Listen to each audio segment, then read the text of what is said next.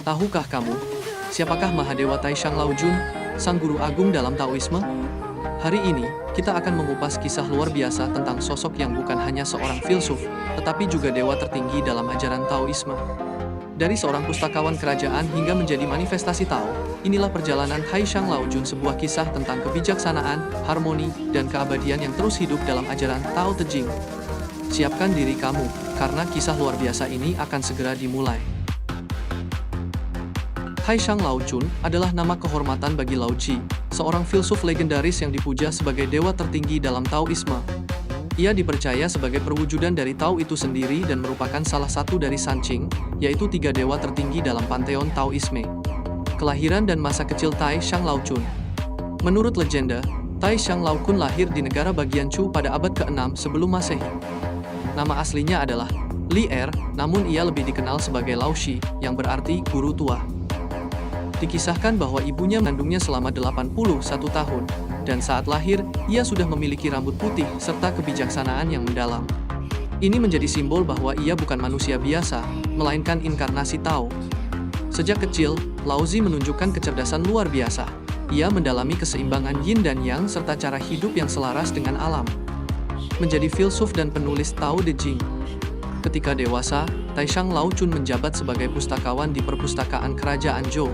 Peran ini memungkinkannya untuk mempelajari berbagai bidang ilmu, termasuk sejarah dan filsafat. Ia mulai mengajarkan prinsip-prinsip Dao jalan alam semesta yang penuh keseimbangan dan harmoni. Bahkan, Konfusius sendiri pernah datang kepadanya untuk belajar. Setelah pertemuan itu, Konfusius mengakui kebijaksanaan Lao Shi dan menyebutnya sebagai naga besar yang tak dapat dipahami.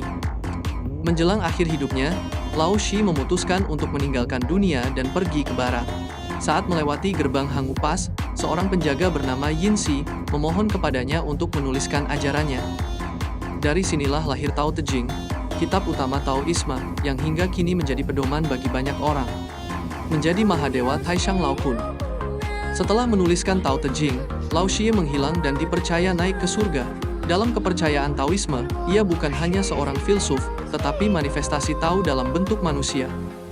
Sejak saat itu, ia dipuja sebagai Taishang Laojun, yang berarti Maha Guru Agung dari surga. Sebagai salah satu dari Sanqing, ia menempati kedudukan tertinggi di antara para dewa. Yuan Shi Tianchun, dewa pencipta alam semesta. Ling Bao Tianchun, dewa hukum kosmik. Taishang Laojun, dewa kebijaksanaan dan Tao. Dewa ini sering digambarkan sebagai pria tua berjanggut putih dengan jubah panjang dan kipas di tangannya. Ia dikenal sebagai pencipta pil keabadian dan guru bagi para dewa, raja, serta orang bijak di bumi.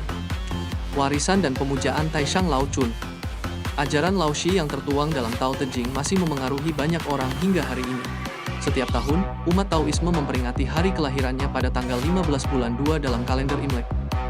Perayaan ini telah dilakukan sejak masa dinasti Han, ketika Taoisme berkembang menjadi agama yang mapan. Para kaisar dan pejabat tinggi mendirikan kuil-kuil untuk menghormatinya, dan hingga kini, perayaan ini terus berlanjut di berbagai kuil Taoisme di Tiongkok, Taiwan, Hong Kong, serta komunitas Tao di Indonesia, Malaysia, dan Singapura. Salah satu tempat pertama yang menjadi pusat pemujaan adalah kuil Luguan di Shaanxi, tempat di mana Lao Shi menuliskan ajaran Tao Te Ching. Dari sanalah, ajaran Taoisme menyebar dan terus berkembang hingga kini. Kesimpulannya, Taishang Laojun bukan hanya seorang filsuf, tetapi juga manifestasi Tao yang turun ke bumi untuk menyebarkan kebijaksanaan dan keseimbangan hidup.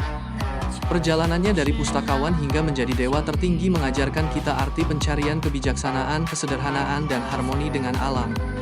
Ajarannya tetap abadi dalam Tao Te Ching, menginspirasi generasi demi generasi, dan memberikan pemahaman tentang kehidupan yang selaras dengan Tao.